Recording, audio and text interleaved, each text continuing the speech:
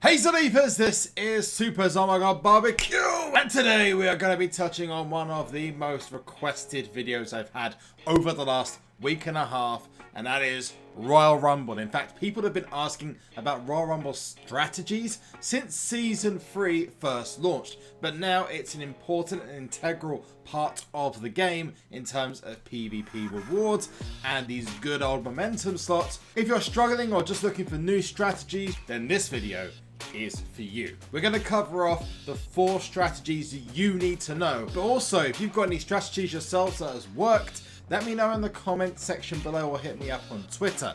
And just like the previous video, any of the best strategies that actually work, I will pin to the top of the comment section, or the one that gets upvoted the most, which is that big thumbs up button, which you can do on the video to like the video, and also on the comment to like that comment. The most upvoted tactic, strategy, whatever you want to call it, I will feature in the next video. We're going to start off with the first one very soon, but like I said, if you enjoy what you see and you want to see more strategies, maybe an overall PvP deck strategy guide, like this video as hard as you possibly can, and also make sure you subscribe to the channel and turn your notifications on.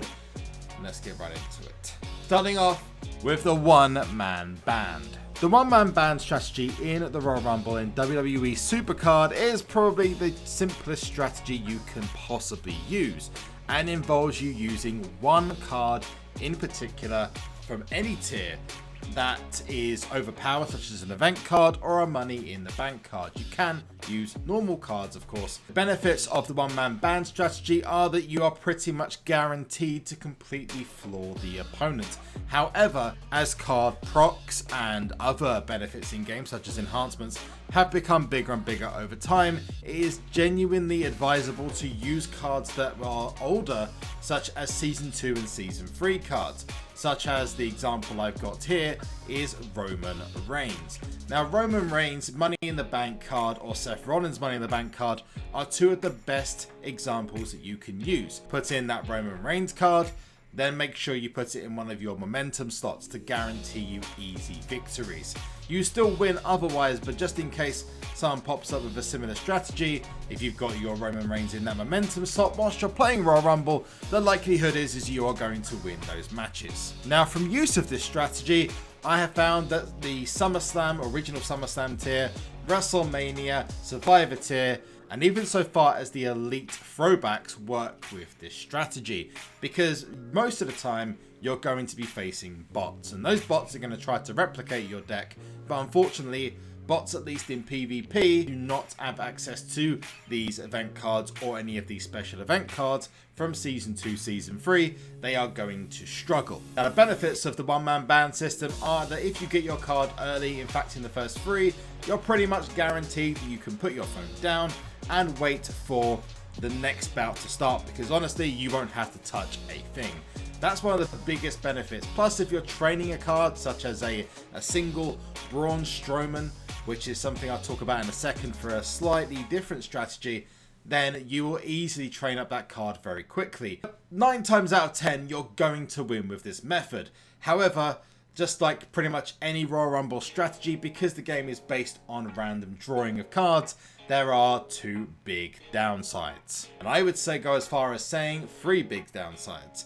The first is that you have to use up one of your momentum slots, and that potentially could put you at disadvantage in game modes like King of the Ring, Road to Glory, and Ring Domination. The second big disadvantage from this is that your card could show up at the end, which means that you potentially have just lost 10 bouts on the bounce because their card showed up first. If you're using a bunch of uncommons in this method, then that can be very troublesome. One tip to get around that negative is to use one super rare or ultra rare card in the deck with your uncommons. The reason you would do that is simply just to take out a couple of the uncommons whilst they're there. Do not use a whole deck of rare, super rare or upwards cards combined with your WrestleMania or SummerSlam card, whatever it is that you're using. Otherwise you will come up against slightly harder opponents, or worst case scenario, even a human who will have far better cards than you and will probably crush you in every single match. Now, the next strategy is a favourite of mine if I need to train cards up. In fact, I trained up the 2 Braun Strowmans there in this in under half an hour, fully trained up without having to play any games in WoD at all. And this can work quite well, so let's talk about the training method. Now it's important when you're using any deck methods that include you using uncommons or common cards, you want to have a lot of equality in your deck with regards to the stats that are being called. You don't want every stat to be called being a power match or a toughness match. My advice on this one is to use as equal amounts as you can. Have 4 power, which is 4 left arrows, 4 right arrows for toughness, 3 for speed, and 4 for charisma. Now this actually does help massively, especially if you have a lot of cards to train. Now this strategy uses 2 cards you are trying to train up to be a pro, or for example, you might just have 2 cards you want to train up, 2 event cards, 2 fusion cards, whatever they are. You can use this as a great method to train those cards up very, very quickly. There is a slight downside because abilities rarely trigger in Royal Rumble mode. But the benefit of this is that you are going to use one match effectively, in some cases, to train up 15 single attributes. And where this is really beneficial is if you are using your momentum slots or you are training up an event card. Games that are required to be played to train the card up fully will be played very, very quickly, and the games required will be depleted within 15 to 20 minutes. The negative of this, unfortunately, is that if you are training up cards that are lower in the tier, such as, if I mention Titan tier, the Brian Kendrick or Goldust, you are going to have and face up against people who are significantly better and have better cards than you have. So it's not the best mode to use, but if you really need to train up a card quickly, this is a great method to use. And in some cases, you will find that this is probably the most useful method for training cards up. I would suggest that this method is best used when you have a clear lead, if you're going for the top or PvP, or you aren't really bothered about your progressive in PvP. You can use this as a method to train mass amounts of cards up. Whilst this isn't the most foolproof method and probably the one that is most likely to fail, this is very, very useful. Now the next method is called the 3-man band method. So it's very similar to the 1-man band. You have 1 card of the current tier, but with this one you use 3 cards of the current tier. So if you're Titan or Monster or Beast, you use 3 cards from that tier, and it could be any 3 cards. With these you can use event cards, fusions, just like I've mentioned before, Money in the Bank cards, or with Monster and Beast tier you can use normal cards, ones that you can use to train up, or potentially ones you've already trained up, and these should be single cards, not pros. If you use these single cards, not only will you benefit from training with these cards, but you'll also have a good spread over the Royal Rumble, so you avoid the biggest disadvantage of the 1-man band, which is that all of your cards will appear at the end, because it's more likely that your cards will stagger throughout the Royal Rumble. Again, similar to the 1-man band, you want to set this up with an equally balanced deck. So you want to have 4 left arrows, 4 right arrows, 4... Let's change it up and go 4 charisma and 3 speed. But if you played all the toughness games, you might decide to go for no toughness cards and the rest in power, speed and charisma. It's really up to you. Massive benefit of the 3-man band is it is likely that you can choose to target certain cards, and if you get a lot of your cards turn up at the beginning, you can hold some of those cards back. So if you're playing and you're not just letting it autopilot, you could store your cards up in the background and wait for those cards to become useful, or just wait until the end. The negatives of this method are, unfortunately, you need to use 3 momentum slots for this to have the best chance of winning. In terms of using individual cards and single cards or special event cards, this method up until now is probably the best method to use out of the 1-man band, the 2-man training tag team, and the 3-man band methods. But the last method is almost foolproof and is almost guaranteed to give you a victory. This method I'm going to call the special card method. And the reason why I call it the special card method is because it uses event cards, fusions, Hall of Fames, and also Money in the Bank cards from other tiers, including throwbacks, the winter cards, whatever you want to use. As long as they are not standard tier cards, these are very, very useful.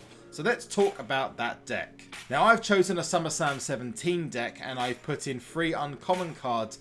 Or in fact you can use 2 uncommon cards or 1 uncommon card as long as you stay underneath the next tier. So if you're SummerSlam 17, you want to make sure you're underneath Beast tier, or if you're a Beast, you want to make sure you stay underneath Monster, or if you're Monster, you want to make sure you stay underneath Titan tier, so you're facing adequate teams. If you go into Beast tier, the likelihood is you're going to come up against a couple of bots that do have Beast cards that are going to wipe the floor with your event cards. This I found to be the best route for if you are trying to grind repetitive Royal Rumble matches. So make sure you're getting the best points per game ratio, because every card you have is going to be so much powerful than the cards you are facing. We're talking you'll be facing normal SummerSlam 17 pros in this example, whilst you have overpowered event cards that are very unlikely to lose. And if they do lose, it is incredibly likely you're just going to pick up the win in the next match, unless some kind of freak of nature accident happens. And even with the 2 or 3 uncommon cards in your deck, it's incredibly likely that those will not cause you too many issues, and if they show up at the end, then you may lose the 3-point bonus at the end, which is why this method's not so great if you're trying to maximize the points.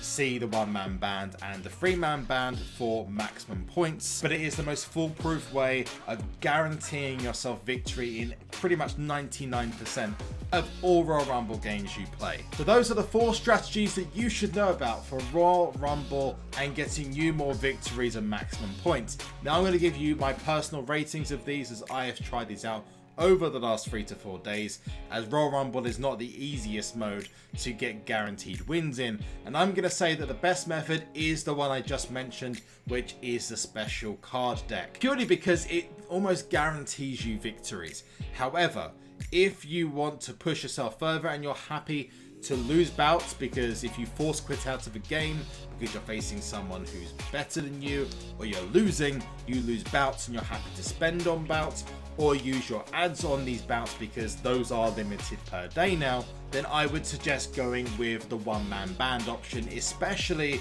if you have that Roman Reigns Money in the Bank card, because that works 1,000,000% the best. I mean, that card is literally a god in Royal Rumble mode. You can literally use any event card from that period.